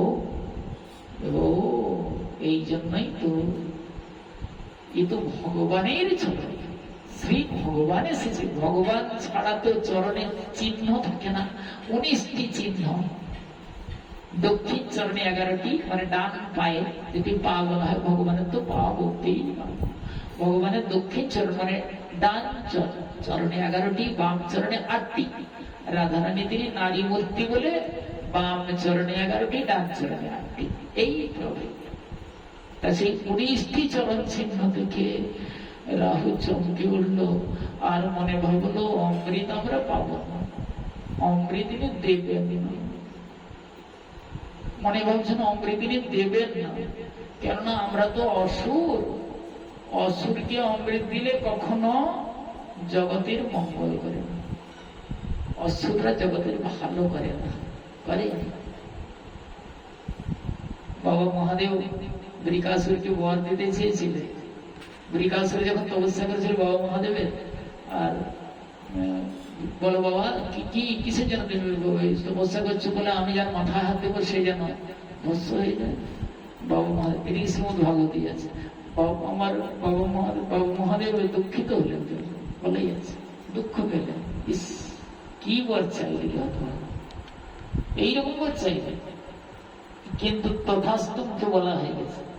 তথাস্তু এই না বলে দিলেন, এবারে সে তো এবারে কটকট করে কটমট করে তাকিয়ে আছে মহাদেব দিকে, কটমট করে তাকিয়ে আছে। বাবা মহাদেব বলে এবারে দুর্বুদ্ধি মনে হয়ে যাবলো, সত্যি দুর্বুদ্ধি জেগে গেছে। বলে বরটা ঠিক হয়েছে? বাবা মহাদেব তাকিয়েছে, বলে তোমার মাথায় হাত দিয়ে দেবো। মানে বাবা মহাদেবেরই মাথায় হাত দিয়ে দেখবে বরটা তার ঠিক আছে কিনা। যদি ভস্য হয়ে যাও তাহলে আমার বরটা ঠিক হলো, তাহলে বাবা থাকবে সেখানে, প্রাণ নিয়েছে। মানে তিনি যে মৃত্যুঞ্জয়, নিজের বর দিয়ে, নিজের অস্ত্র তো নিজে অস্ত্র তৈরি করে পাঠিয়ে দিচ্ছে, নিজের অস্ত্রে নিজে বধ হয়ে যায়। বাবা মহাদেব প্রাণ নিয়েছে, ত্রিশূল ফিরশূল কিছু কাজে লাগবে না, ত্রিশূল ফিকে দিয়া প্রাণ নিয়েছে। তাহলে এটাই হচ্ছে আসরিক বুদ্ধি। রাহু ভাবলো মানে অসুরদেরকে ভগবান অমৃত দেবেন না, হ্যাঁ কথাটা যদি আমার শেষ মা বলো এই শ্রীচরণ, তার জন্য অনেক লীলা বলার দরকার নেই। তাহলে এই জন্য ভগবান যখন পরে যখন সেই দেবতাদের দিকেই যখন পরিবেশন করছেন, আর রাহু তখন তার আসন থেকে সরে গিয়ে পালিয়ে গিয়ে অমনি তাড়াতাড়ি করে দেবতাদের মতো বেশভূষা করে দেবতাদেরই দলে গিয়ে বসেছিলেন, আর ভগবান তার বদনে অমৃত দিয়েছিলেন, তাকেও অমৃত তিনি দিয়েছিলেন। তিনি জানেন সবই, যার জন্য সর্বশাস্ত্রগণ, তারা যেন সর্বশাস্ত্রগণ যেন তারস্বরে চিৎকার করে উঠেছে, প্রভু কি করলেন আপনি? অসুরের মুখে কেন আপনি অমৃত দিলেন? আমার শ্রী ভগবান অন্তর থেকে তিনিও বলেছিলেন যে হে শাস্ত্রগণ, এই যে অসুর আমি যথেষ্টই জানি, কিন্তু কেন দিয়েছি তোমরা একটু চিন্তা করো। ভগবান কেন দিয়েছেন? দিয়েছি একটি কারণে, এই অসৎসঙ্গ ত্যাগ করে সৎসঙ্গে এসে উপস্থিত। এত বড় সিদ্ধান্ত শ্রীমদ্ ভাগবতের। এই অসৎসঙ্গ ত্যাগ করে সৎসঙ্গে এসে বসেছে। এই জন্য একে যদি অমৃত না দিয়ে আমার ভক্তবৎসল নামে কলঙ্ক করবে। তাই তো চৈতন্য চরিতামৃত দেখুন কথাটা, অসৎসঙ্গ ত্যাগে এই বৈষ্ণব আচরণ করেছে, এত সিদ্ধান্ত। অসৎসঙ্গ ত্যাগে এই বৈষ্ণব আচার, স্ত্রী সঙ্গে অসাধু, কৃষ্ণ অভক্ত। এইভাবে পরের কলমটা, প্রথম কলমটি হলো অসৎসঙ্গ ত্যাগ এই বৈষ্ণব আচার, মানে বৈষ্ণব আচরণ করেছে। তোমরা বলো যে বৈষ্ণব আচরণ করে সে কি অমৃত ফল অধিকারী না? তাহলে ফিরে চলে যায়। তাহলে চরণের দিকে লক্ষ্য করলে মন কত পবিত্র হয়ে যায়, কত লাভ হয়। দৃষ্টান্তের অভাব নাই, বহু দরকার নেই, সব দৃষ্টান্ত থাকবে। এইভাবে মহারাজ অম্বরী সবাই মনকৃষ্ণ পদারবিন্দয় বচাংশী বৈকুণ্ঠ গুণানুবর্ণনে প্রতিটি পদার্থ সমুদ্র। বচাংশী নিজের বাক্যকে ভগবানের গুণ বর্ণনে নিয়ম করেছেন কথা। প্রেমানন্দ ঠাকুর বলছেন, কহলক্ষ আন কথা তাহাতে না লাগে ব্যথা। শুধু তো অনেক কথা বলছে, তোমার কি জিভে তখন ব্যথা লাগে না? ওই গৌর কৃষ্ণ নাম বলতে গিয়ে তোমার ব্যথা লাগে? ব্যথা লাগে কি গৌর কৃষ্ণ নাম? প্রেমানন্দ দাস ঠাকুর বলছেন। তাহলে সবাই মনকৃষ্ণ পদারবিন্দ বচাংশী বাক্যকে নিয়োগ করেছিলেন বৈকুণ্ঠ গুণানুবর্ণনে, মানে ভগবানের লীলা গুণ কথায় বৈকুণ্ঠ গুণানুবর্ণনে করৌ হরের মন্দির মার্জনা দিশু। মহারাজ অম্বরীশ এমন একজন মহারাজ হয়েও, রাজাধিরাজ হয়েও নিজে তিনি হরি মন্দির মার্জন করতেন। এই কাজটা কিন্তু কাউকে দিয়ে করাতেন না।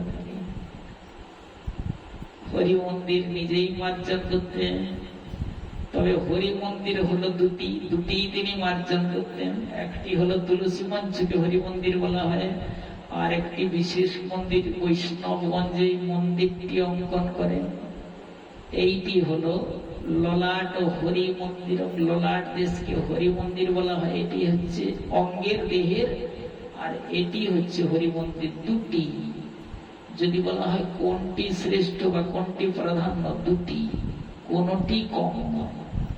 নম নম তুলসী কৃষ্ণ প্রেয়সী রাধা কৃষ্ণের সেবা ভগবানে এই অভিলাষী। যে তুলসী দেবীকে 9 প্রকারের সেবা করতে হয় শাস্ত্র বলছে। এরকম হয় তুলসী প্রত্যেকের ঘরে বাড়িতে আমাদের সামনে সন্ধ্যা প্রদীপ জ্বালাতে হয়, প্রয়োজন হয়। আমাদের গৃহ দেবী, কিন্তু শাস্ত্র বলছে 9 প্রকারের সেবা করতে হয়। উক্তিটা করছি 9 প্রকার। দৃষ্ট স্পৃষ্ট তথা ধ্যাতা কীর্তিতা নমিতা শ্রুত্বা রূপিতা সুবিধা নিত্যং পূজিতা তুলসী শোভা। নবধা তুলসী নিত্যং যে ভজন্তি দিনে দিনে যুগপটি সহস্রাণী তে বসন্তি হরিগৃহে। শাস্ত্রে বলা হয়েছে, কি সুন্দর বাণীতে। জয় নিতাই গৌর হরি হরি বল বলা হচ্ছে, সেটা করে আশ্রম করছে। দৃষ্ট স্পৃষ্ট 9 প্রকারটা কেমন? প্রথমেই বলা হয়েছে দৃষ্ট মানে তুলসী দেবীর দিকে দর্শন করা। আমার মহাপ্রভু নীলাচল, মহাপ্রভুর নীলাচল লীলা, তিনি যখন হরিনাম করতেন বসে, একটি তুলসীর টব সামনে রেখে তুলসী দেবীর দিকে তাকিয়ে তাকিয়ে হরিনাম করতেন। দেখবেন লীলায়। এই জন্য শাস্ত্রে এই সোপানে তুলসী দেবীর দিকে তাকিয়ে তাকিয়ে হরিনাম করা হয় না, মন একাগ্র হয়। ইনি ভক্তি মহারানী। তাহলে দৃষ্টুয়া মানে দর্শন করা, ভক্তি কিন্তু চিত্তে দর্শন করা। দৃষ্টুয়া স্পৃষ্টুয়া স্পর্শ করা, পবিত্র ভাবে। অপবিত্র দেহ নিয়ে স্পর্শ করা যাবে না, পবিত্র দেহ নিয়ে।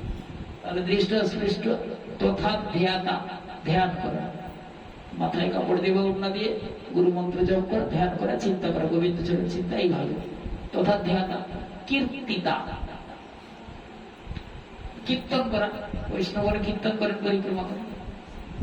শ্রুত্বা, তার গুণ শ্রবণ করা, কীর্তিতা নমিত শ্রুত্বা। রূপিতা সেবিতা নিত্যম, রোপণ করা, ইনি হলেন বৃক্ষরূপিণী, প্রাপ্তিত হবে বৃক্ষরূপিণী, অমর নন। অতএব যখন বয়স হয়ে যাবে, প্রাপ্তির যখন সময় হয়ে যাবে, তুলে দিয়ে আবার নতুন বৃক্ষ রোপণ করা। রূপিতা, সেবিতা, পূজিতা, এই নয়। বলা হয়েছে নবধা তুলসী নিত্যং যো ভজন্তি দিনে দিনে, যিনি এইভাবে নববিধ ভাবে আমার মা তুলসী দেবীর সেবা করেন, যুগকোটি সহস্রাণী, এত আশ্বাস লক্ষ, তে বসন্তি হরিগৃহে, তিনি শ্রী হরির গৃহে বসবাস করতে পারেন। একটি সুন্দর একটি প্রমাণ, ছোট্ট করে সময় নিয়ে বলি, যে একজন বেয়ার ওই শাস্ত্রে দৃষ্টান্ত দিচ্ছেন কি সুন্দর একটি, তুলসী দেবীর কেমন কৃপা, যা আমাদের জগতে না হরি নামের কৃপা, হরি নামের যে কি করুণা, আর তুলসী দেবীর যে কি করুণা, ভক্তির বিনিময়, এদের কৃপার অবধি নাই। এই জন্য তুলসী সেবা আর হরিনামের প্রতি এত জোর দেওয়া হয়েছে। আর সাধু সঙ্গ সে তো আছে সর্বপ্রথম।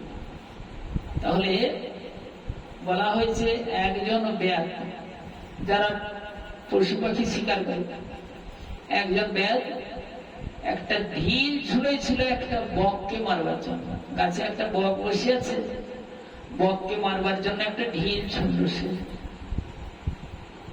ঢিলটা লাগলো বককে, কিন্তু ভগবানের করুণায় বককে লাগলো না।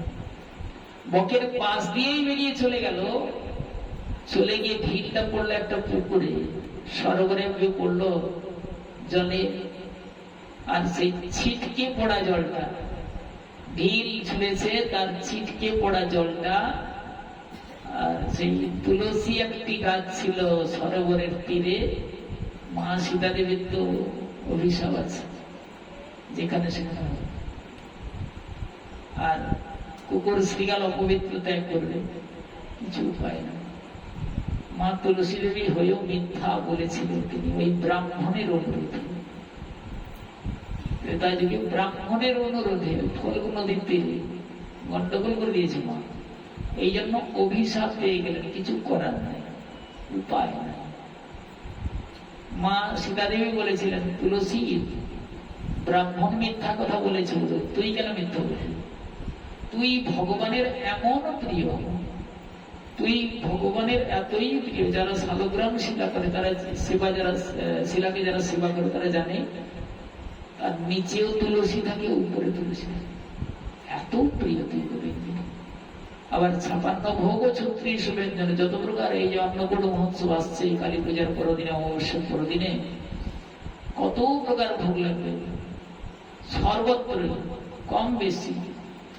আর মঠে মন্দিরে আর বৃন্দাবনে তো সব বলাই যাবে না, দেখলে চক্ষু স্থির হয়ে যাবে। অন্নকূটের দিন ভগবানের ভোগ দর্শনে সব মন্দিরে ভোগ দর্শন করার জন্য সময় দেওয়া হয়। ভোগ হয়ে গেলেই সেবার ব্যবস্থা হয় না, অন্নকূটের দিন ওদিন ভোগ দর্শন করবার জন্য সময় দেওয়া হয়।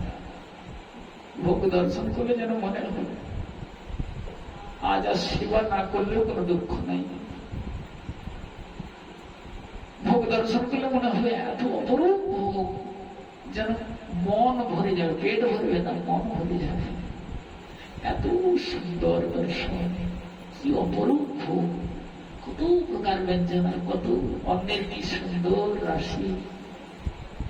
সেই 56 ভোগ ও 36 ব্যঞ্জন বিনা তুলসী ফুলে, এত যে ভোগ, কিন্তু একটি পত্র যদি তুলসী না দেওয়া হয় ভগবান তিনি গ্রহণ করেন। তুই এত প্রিয়, আমার মা সীতা দেবী বলেছিলেন তুই এত প্রিয় আমার গোবিন্দের, আর তুই মিথ্যা কথা বলে বললি, তার জন্য অভিশাপ দিয়েছেন তিনি, যেখানে সেখানে হয়ে পড়েনি। আর তুই কুকুর শ্রীগাল অপবিত্র দেখবেন, তুই প্রিয়ই থাকবি, ঠিক আছে, ধুয়ে এই জন্য ভগবানের সেবা করতে হবে। এই তুলসী ধৌত করে, আর আগে ধৌত না করলেও চলতো, কিন্তু মা সীতাদেব অভিশাপের পর ধৌতটা করতে হবে। কোথা কি কুকুর শ্রীগাল কি করছে তার তো ঠিক নাই। এই জন্য যেদিন আমার মা সীতা দেবী করুণ নদীর তীরে বালু খেলা করেছিলেন, কি সুন্দর। আমার রামচন্দ্র লক্ষণ পিতা চলে গেছেন আর পিতৃ কার্য করতে এসেছেন গয়াতে। রামচন্দ্র এসেছিলেন পিতৃ কার্য করবার জন্য। আমার মহাপ্রভু স্বয়ং গিয়েছিলেন, স্বয়ং শ্রী ভগবান ভক্তের জন্য শ্রাদ্ধ করেছিলেন, 1 মাস অশৌচ পালন করেছিলেন তিনি। এগুলো যেন স্মরণে রাখি। আমরা এখন হয়তো কেউ দীক্ষিত হয়েছি আর বলি আমাদের বাবা মা মারা গেছে, অনেকে অশৌচ পালন করেনি, এরকম অনেক আছে। এগুলো দেখলে আমার গা শিরশির করে, তাহলে মুখ দেখতে ইচ্ছা হয় না, আমার মুখ দেখলেও মনে আমার কষ্ট হয়। সত্যি কথাই, মনের কথা বলছি। আমার ভগবান নিজে ভক্তের জন্য অশৌচ পালন করেছিলেন, 10 দিন নয়, 15 দিন নয়, 1 মাস। গোবিন্দ ঘোষের জন্য অগ্রগতি, কাটোয়ার আগে স্টেশন অগ্রগতি। এখনো পর্যন্ত প্রতি বৎসর গোপীনাথজি এখনো প্রতি বৎসর শ্রাদ্ধ করে, সেখানে করে। এখন 2-3 বছর মনে হয় করোনা পিরিয়ড থেকে মনে হয় আসাটা বন্ধ হয়ে গেছে। নৌকায় করে আসতেন নবদ্বীপে, নবদ্বীপে রানীর চোড়ায় শ্রাদ্ধ ক্রিয়া করতেন গোপীনাথজি, আর তারপর কৃষ্ণনগরে চলে যেতেন, 1 মাস থাকতেন, 1 মাস পরে আবার নৌকা করে অগ্রদ্বীপ যেতেন। এটাই নিয়ম ছিল। যাই হোক, ভগবান তিনি পালন করেছিলেন অশৌচ ক্রিয়া এবং শ্রাদ্ধ ক্রিয়া করেছিলেন ভক্তের জন্য। আর ভগবান আমার রামচন্দ্র এবং মহাপ্রভু পিতৃকার্য করতে গিয়েছিলেন গয়াতে। তাহলে রাম লক্ষ্মণ তিনি ফল ইত্যাদি পিতৃকার্যের জন্য কি পাবে? ফল এইসব আহরণ করতে গেছেন মনের মধ্যে, বাবাকে অর্পণ করবেন, স্বয়ং ভগবান হয়ে বাবাকে অর্পণ করবেন। আর মা সীতা দেবী ফল্গু নদীর তীরে বালি নিয়ে খেলছেন। ছেলে মানুষ তো কত বড়, ওই কত 10-12 বছর বয়স। তো রামচন্দ্রের বয়স যখন বনবাসে আসেন কত 14-15 বছর। ছেলে মানুষ তো খেলছেন, বালি নিয়ে খেলছেন। এমন সময় পিতা দশরথ স্বয়ং এসে গেলেন, নিজ মূর্তি ধারণ করে এসে গেলেন। বলছে, মা আমায় তুই দিয়ে, আমি তোর হাতে একটু আজ সেবা করি। পিতা দশরথ বলছেন, তোর হাতে সেবা করি মা, তুই আমায় যেটা দিবি সেটা আমার কাছে অমৃত। তিনি জানেন ইনি হলেন স্বয়ং মহালক্ষ্মী দেবী, ইনি যেটি দেবেন যেটা সেটাই অমৃত নয়, বৈকুণ্ঠের বস্তু, হাতে যেটা আসবে, গল্প কথা নয়। এই জন্য বালুর পিণ্ড, দশরথ যে বালুর পিণ্ড খায়নি, ওটা বৈকুণ্ঠের বস্তু সেবা করছেন তিনি, বালি খায়নি। প্রমাণ বলব না, বৃন্দাবনে এখনো প্রমাণ আছে। দুর্গা সামনে তিনি সেবা করেছেন, ওখানে পিতা দশরথ সেবা করছিলেন বালুর পিণ্ড। দুর্গা সামনে একটু পরে দুর্গার সামনে ওই যে অম্বরীশ মহারাজের চরিত্র, সেই দুর্গার সামনে রাধারানীর দেওয়া ধুলি সেবা করেছিলেন। রাভেল রাধারানীর জন্মস্থান, ধুলি নয়। ওই ছোট ছেলেরা আমার কি মানে বলতে ইচ্ছা করে একটু, ওইগুলো খুব সুন্দর, তবুও যেন একটু নিজের কাছে একটু বলি, সুখের কথা না। মুনি ঋষিগণ তারা জানেন যে বৈকুণ্ঠ গোলক থেকে এসেছে আমার রাধা কৃষ্ণ, রাধারানী আবির্ভূত হয়েছেন রাবলে, তাই মনে ভাবলেন সত্যি কি এসেছে আমার দুর্বাসা। এখনো দুর্বাসা যেখানে ভজন করতেন, এখনো ভজন স্থান আছে। এখনো যারা যারা মহান মহান না, ব্রজের মাটি এতই লোভনীয়, ব্রজের মাটিতে ভজন করেছেন। মহারাজ শান্তনু, বিশ্বদেবের পিতা, বৃন্দাবনে শান্তনু কুণ্ড এখনো আছে, চতুর্দিকে কুণ্ড, মাঝখানে বিশাল টিলা, ওই উঁচুতে ভজন করেছিলেন শান্তনু কুণ্ড। যাক, আমার সেই দুর্বাস মনে ভাবছেন একবার দর্শন করে আসি নিজের চোখে, সত্যিই কিনা এসেছে তো অনুভব হয়েছে, কিন্তু কোথায় ভালো করে দেখতে হবে সত্যি কিনা। এই বলে এসে মাকে বলছে, মাইয়াজি এদের লালিকা বৃন্দাবনের লালিনা লাডলি লয়াকার দয় হসন্ত লয় দীর্ঘই রাবেলে এবং বর্ষানাতে লেখা আছে লাডলি দেবী শ্রী মন্দির, রাধারানী মন্দির লেখা নেই, আদরের নাম। বৃন্দাবনের মধ্যে এমন আদর আর কোথায় আছে? লাডলি দেবী শ্রী মন্দির, রাধারানী তার নাম, কিন্তু লাডলি। বৃন্দাবনে এত আদর, তাদের ঘরের মেয়ে লাডলি। তো বলছে তেরা লাডলি কাহা? বলে হিন্দি ভাষায় মা বলছে হিন্দি রাজ্য তো, বলছে ওই ছেলেদের সঙ্গে মানে ছোট ছোট মেয়েদের সঙ্গে খেলা করছে, ধুলি খেলা করতো, ধুলি খেলা।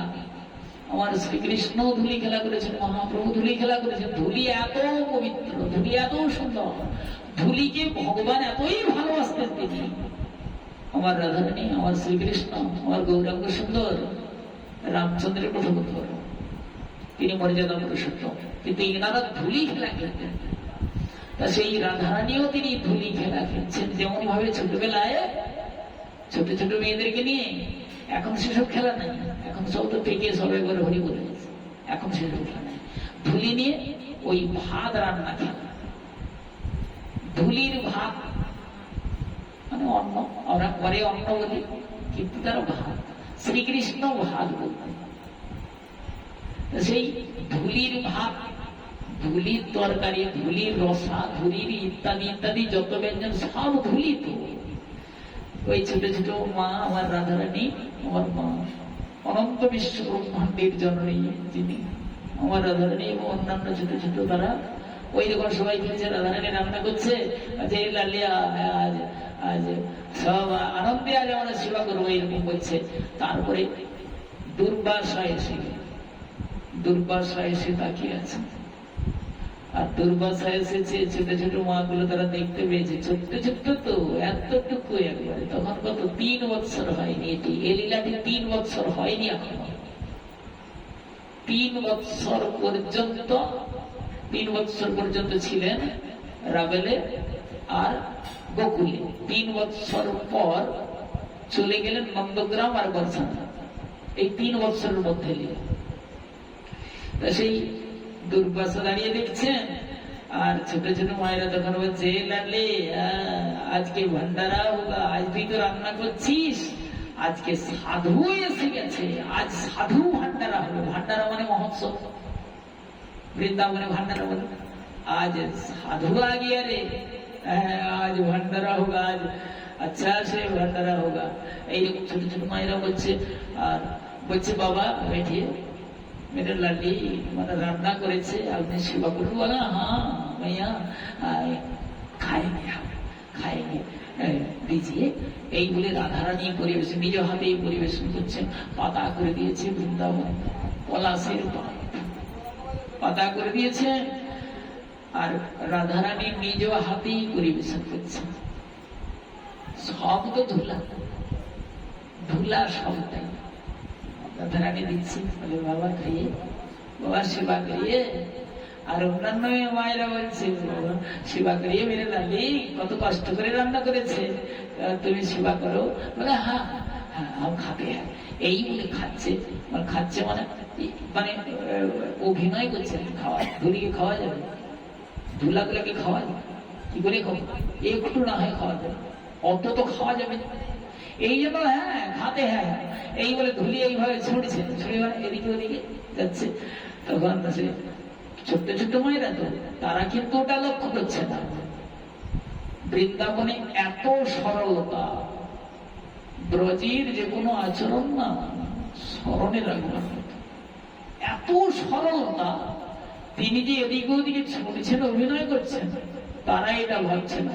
ওই যে কমে যাচ্ছে না, রাধারানীকে দেখছিস আজ বহুত ভান্ডারা হতে হয়, মানে সাধু সেবা হচ্ছে আজ, আজ পরিবেশন কর তুই দে। আর রাধারানী দিচ্ছেন। এই ছুটতে ছুটতে বদনে পড়ে গেল একটু, যেই না বদনে পড়ে গেল, সঙ্গে সঙ্গে চমকে উঠেছে দুর্বাসা। কি বদনে দিলাম এটা? আমি ধুলি মনে ভাবছি, এতক্ষণ আমি ছুড়ে দিচ্ছি। চমকে উঠে এবারে নয়নের মা চক্ষু দিয়ে যেন মা গঙ্গার মতো স্রোত নামছে, রাধারানীর দিকে তাকিয়ে আছে। আর দেহ দ্বারা তো প্রণাম করা যাবে না, দেহ দ্বারা প্রণাম করলে সবাই তখন চিৎকার করবে, সবাই চলে যাবে মায়েদের কাছে বলতে, হায় হায়, সাধু এসে আমাদের লালিকে প্রণাম করছে, আমাদের লালির অমঙ্গল হবে। তাই দেহ দ্বারা প্রণাম করবে না, কায় মনোবাক্যে মনে মনে কোটি কোটি ভূমিষ্ঠ প্রণাম জানাচ্ছেন আমার দুর্বাসা ঋষি। আর প্রাণ ভরে সেবা করছেন, নয়নের জলে ভাসছেন আর প্রাণ ভরে সেবা করছেন। আর ছোট্ট ছোট্ট মায়েরা, তারা তো লীলায়, এখন লীলা চলছে, বলে দেখছিস আজ বহুত সাধুর ভান্ডারা হতে হ্যাঁ, দারুণ সেবা চলছে। রাধারানী পরিবেশন করলেন। এইবার বলছে, বাবা এবারে মুখ দাও তো, সেই ধুলি জল আনন্দে বদন ধৌত করে এইবার যাওয়ার সময় লীলার সহযোগিতা করছেন। তারা জানেন ইনি স্বয়ং গোবিন্দ ছাড়া ইনি কিছু জানবেন না, ইনি মহাভাব স্বরূপিনী, কৃষ্ণ সুখে সুখী, যার জন্য শ্রীকৃষ্ণ লীলার সহযোগিতা করবার জন্য আশীর্বাদ করে গেলেন। এটা কি আশীর্বাদ? এটা মুনির আশীর্বাদ, এটা বাক্যটা তারা প্রচার করে দিবে, মানে প্রচার করবার জন্য আশীর্বাদ করে গেলেন। এ যা কিছু রান্না করবে সব অমৃতের মতো হয়ে যাবে, রাধারানী যা রান্না করুক না কেন, এই আশীর্বাদ। যেই না বললেন, আর ছোট ছোট মায়েরা বৃন্দাবনে প্রচার করে দিল। এই জন্য পরবর্তীকালে যখন আমার মা যশোদা রাধারানীকে ডাকতে পাঠাতেন রান্না করবার জন্য, প্রতিদিন রাধারানী নন্দালয়ে আসতেন রান্না করবার জন্য। কেন না, আমার রাধারানী যদি রান্না করে আমার গোপালের আয়ু বৃদ্ধি হবে, আমার গোপাল সুখে থাকবে, সুস্থ থাকবে, এই জন্য। আর আমার মা যশোদা প্রতিদিন সোনা দানার গহনা দিতেন, কত প্রতিদিন দিতেন, প্রতিদিন দিতেন, যার জন্য জটিলা কুটিলা পাঠিয়েও দিত সোনা দানার লোভে, যে ওখানে পাঠালে, আমার বৌমাকে পাঠালে প্রতিদিন সোনা দানার অলঙ্কার দিবে। আমার মা যশোদা মনে ভাবতেন, আমার গোপাল, আমার নীলমণি, আমার নীলমণি যদি শান্তিতে থাকে, সুখে থাকে, যদি নিরোগ থাকে, তাহলে যাক না আমার সোনা, আমার কি ক্ষতি আছে? কোনো ক্ষতি নেই। এত সুন্দর। তাই আমার মা সীতা দেবী, তিনিও বালু নিয়ে খেলা করছেন, পিতা দশরথ বলছেন, মা তুই, আমার মা সীতা দেবী বলছে, বাবা গো আমি কি দেব, তোমার পুত্রগণ ফলাহরণ করতে গেছে, বাবা একটু তুমি অপেক্ষা করো, ওনারা এলে ওনারা দেবে। বলে, মা অত দেরি সহ্য হয় না, তুই তোর হাতে দে, তুই আমাকে যেটা দিবি না। বলে, আমি কি দেবো, এখন তোর কিছু নেই। বলে, যেটা নিয়ে খেলছিস ওটাই দে, যেটা নিয়ে খেলছিস। এই জন্য বালুর পিণ্ড দিচ্ছেন, দিলেন। বলে, বাবা আপনি যে বালু এই নিয়ে যে চলে যাচ্ছেন সেবা করে, যদি আমার প্রভু এসে যদি না স্বীকার করে, বলে, মা তাহলে তুই অত সাক্ষী রাখ। সাক্ষী তারা তো বলবে, তারা মিথ্যা বলবে কেন? এই জন্য ব্রাহ্মণকে সাক্ষী রেখেছিল, একজনকে সাক্ষী রেখে মনটা শান্তি হয়নি। বলে, যদি হঠাৎ মিথ্যা কথা বলে, সত্যি মিথ্যা কথা বল বামনিয়া। তারপরে তুলসী দেবীকে সাক্ষী রাখবে, তাও ঠিক হলো না। বল না, যে নদী দেখেছেন বাবা ফুলগুলো নদী, তুই অন্তত সাক্ষী দিস। শিও দিল না, যার জন্য অন্তঃশল্যা হয়ে গেল, অভিশাপ অন্তঃশল্যা। তুই বালির নিচ দিয়ে দিল, যেমন মিথ্যা বলেছিস, অন্তঃশলীলা হয়ে গেল। এইভাবে পরে বট বৃক্ষ, তিনি সাক্ষী দিয়েছিলেন বলে নামটা তার হলো অক্ষয়। বট বৃক্ষ বলে যে আমি মিথ্যা বলি, ওরা বলেছে বলুন, আমি মিথ্যা বলতে পারবো না, আমি তো সচক্ষে দেখেছি, আমি বৃক্ষ হয়ে আমি দেখেছি। আমার পিতা দশরথ দেশে মা সীতা দেবীর হস্তে বালুকার পিণ্ড নিয়ে তিনি আনন্দে হরিগুণ গান করতে করতে চলে গেছেন, আমি চোখে দেখেছি। রামচন্দ্র খুব খুশি হলেন এবং আমার সেই বড় বৃক্ষ বলছে, মাগো তুমি একটু আমার প্রভুর আমি জানাবো, একটু আমি বৃক্ষ হয়ে যেন ওইরকম অধৈর্যটি দর্শন করি। এই জন্য অক্ষয় বটেও শ্রদ্ধাদি ক্রিয়া করতে হয়। এই জন্য বলা হয়েছে সেই বেদ নবধা তুলসী নিত্যম যে ভোজন, সেই বেদটা ওই যে গল্প তো সেই বেদে সেই ঢিল ছোটাটা তুলসী দেবীর তলায় পড়লো, আর যা হওয়ার হলো, যা হওয়ার হলো।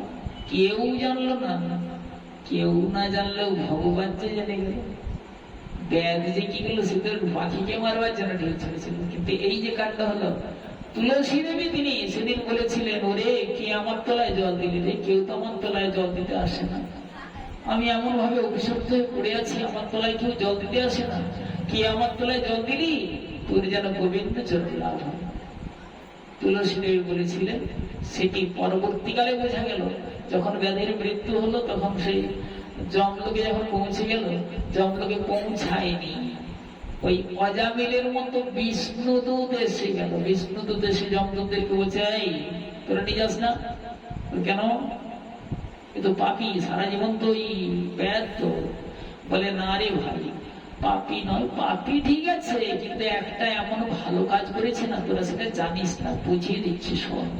ওই একদিন একটা ঢিল ছুঁড়েছিল, সেই ঢিল ছোড়া ঢিলটা পুকুরে গিয়ে পড়েছিল, আর তার তীরে একটা তুলসী বৃক্ষ ছিল, সেই তুলসী বৃক্ষের তলায় জলটা পড়েছিল। এত সঙ্গে